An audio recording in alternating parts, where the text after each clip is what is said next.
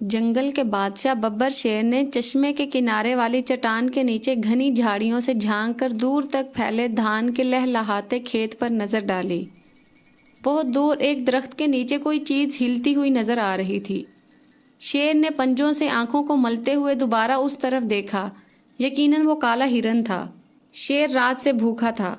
کالے ہرن کے لذیذ گوشت کے تصور سے ہی اس کے منہ میں پانی آ گیا، اور ایک ماہر شکاری کی مانند جھاڑیوں کی آڑ لیتے ہوئے اس نے ہرن کی طرف قدم بڑھائے۔ دوسری طرف بانسوں کے جھنڈ میں ایک چیتا بھی ہرن پر نظریں جمائے ہوئے تھا۔ بھوک سے اس کے پیٹ میں بھی چوہے دوڑ رہے تھے۔ چیتے نے بھی ہرن کی طرف بڑھنا شروع کیا۔ ہرن دونوں طرف سے بڑھتے ہوئے خطروں سے بے خبر نرم نرم گھاس کھانے میں مشغول تھا۔ کبھی کبھی وہ اپنی بادام جیسی آنکھیں گھما کر ادھر ادھر دیکھتا اور پھر گھاس کھانے لگتا۔ جانور خطرے کی بو سونگھ لیتے ہیں۔ ہرن کی بے چین آنکھیں ظاہر کر رہی تھیں کہ اس نے خطرے کی بو سونگھ لی ہے۔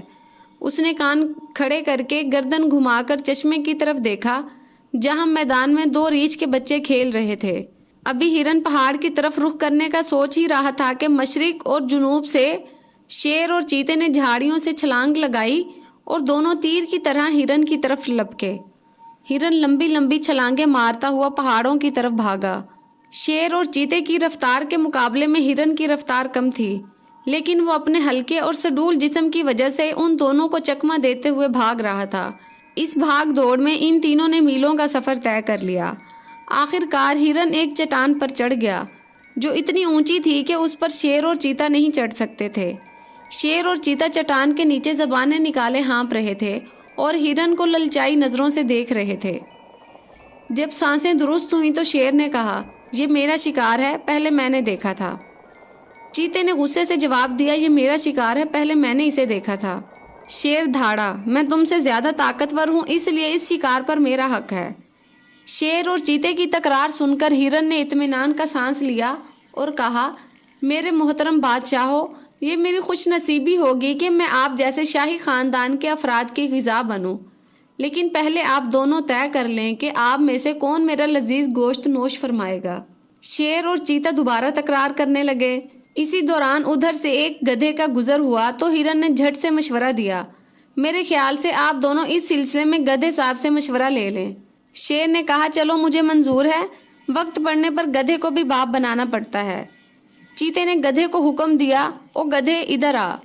گدھا پہلے تو ڈرا کہ کہیں یہ دونوں اسے ہی ہڑپ نہ کر لیں، پھر ڈرتے ڈرتے دانت نکالتا ہوا ان کے قریب آیا، اور جب اس نے پورا قصہ سنا تو خوشی سے مشورہ دیا، ہاں تو شیر صاحب، آپ کا دعویٰ ہے کہ آپ نے ہرن پر پہلے نظر ڈالی، جبکہ چیتے صاحب کا دعویٰ ہے کہ ہرن کو دیکھ کر پہلے ان کی رال ٹپکی۔ کیونکہ یہاں کوئی گواہ نہیں ہے، اس لیے میرا مشورہ ہے کہ آپ دونوں اپنی اپنی جگہ تشریف لے جائیں، اور جب میں ڈھینچو ڈھینچو رینگنا شروع کروں تو آپ دونوں دوڑنا شروع کر دیں۔ جو بھی پہلے یہاں پہنچ جائے گا وہی ہرن کو نوش فرمانے کا حقدار ہوگا۔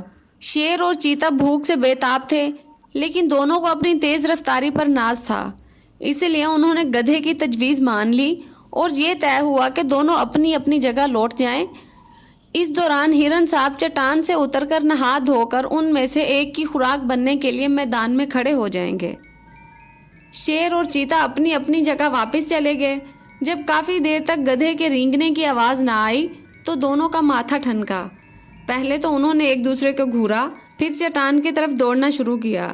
جب وہ چٹان کے نزدیک پہنچے تو دیکھا وہاں چاروں طرف سناٹا تھا، ہرن کا کہیں پتہ نہ تھا اور گدھا بھی غائب تھا۔